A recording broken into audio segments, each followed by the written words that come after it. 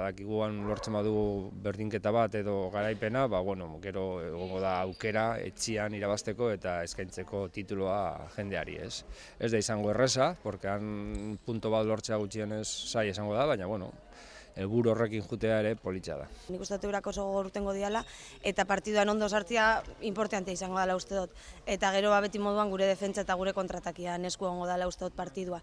Eta gero euren repliegea bai.